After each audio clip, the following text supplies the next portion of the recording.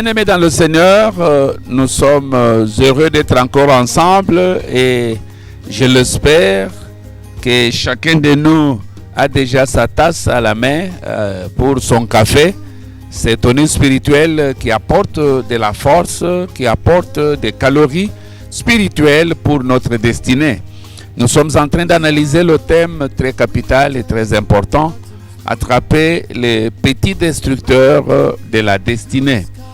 C'est vrai, ils sont petits, mais ils ravagent. N'oubliez pas notre texte de base, Cantique des Cantiques, au chapitre 12, au verset 15. La Bible nous dit, attrapez-nous ce petit renard, attrapez-les, ces petits renards qui viennent et qui ravagent nos vignes. Bien-aimés dans le Seigneur, nous avons déjà commencé à attraper les tout premiers petits renards que nous avons attrapés, c'est la paresse. Et je crois que chacun de nous fera tout pour reproduire tout ce que Dieu a placé entre nos mains. Nous ne sommes pas vides, nous avons au moins un bagage. Et selon Dieu, être paresseux, ce n'est pas reproduire tout ce qui a été donné, selon Matthieu 25. Et aujourd'hui, nous commençons avec le deuxième petit renard que nous devons attraper. Ce sont les inquiétudes.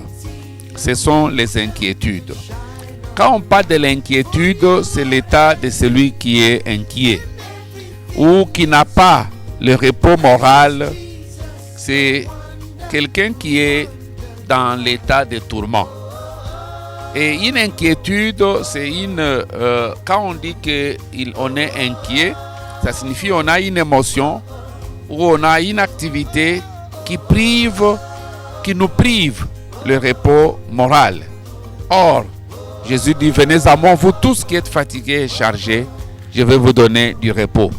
À chaque fois que tu n'as plus de repos moral, sache-le bien-aimé, tu t'inquiètes. Et l'inquiétude, c'est vraiment un petit renard et il détruit beaucoup. C'est pourquoi dans Philippiens 4, le verset 6, la Bible nous dit, ne vous inquiétez de rien. Quand on dit de rien, ça signifie, la liste est tellement exhaustive. Ne vous inquiétez pas du mariage, ne vous inquiétez pas de la nourriture, ne vous inquiétez pas, ne vous inquiétez pas. Pourquoi? Parce que les inquiétudes sont des petits renards. Ils ne sont pas visibles, mais ils tuent. Ils ne sont pas visibles, mais ils abîment la destinée. Beaucoup de gens, à cause des inquiétudes, leur destinée a été détruite. Mais gloire au Seigneur, ta destinée à toi ne sera jamais détruite. Tu vas détruire toutes les inquiétudes et tu vas aller très loin. Nous pouvons ouvrir nos Bibles dans Luc chapitre 12. Luc 12. Nous allons commencer par le 25e verset. Luc 12. Commençons par le 25e verset. On peut commencer par le verset 22 pour bien saisir la pensée du Seigneur.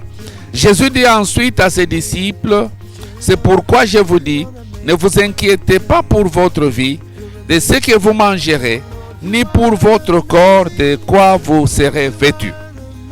La vie est plus que la nourriture, et le corps plus que le vêtement. Considérez les corbeaux, ils ne sèment, ni ne moissonnent, mais ils n'ont ni scellé, ni grenier, et Dieu les nourrit. Combien ne valez-vous pas plus que les oiseaux? Qui de vous, par ses inquiétudes, peut ajouter une coudée à la durée de sa vie? Si donc vous ne pouvez pas même la moindre chose, pourquoi vous inquiétez-vous du reste? En tout cas, bien-aimés, ça ce sont les conseils, ça c'est la parole de vie d'un grand maître, de notre Créateur, qui nous fait voir que les inquiétudes détruisent les destinées des gens. Il dit, pourquoi vous inquiétez de ce que vous allez manger? Pourquoi vous inquiétez de ce que vous allez vous vêtir? Pourquoi vous inquiétez parce que vous n'avez pas encore eu d'enfant? Pourquoi vous inquiétez parce que vous n'avez pas du travail? Pourquoi vous inquiétez parce que vous n'avez pas de maison?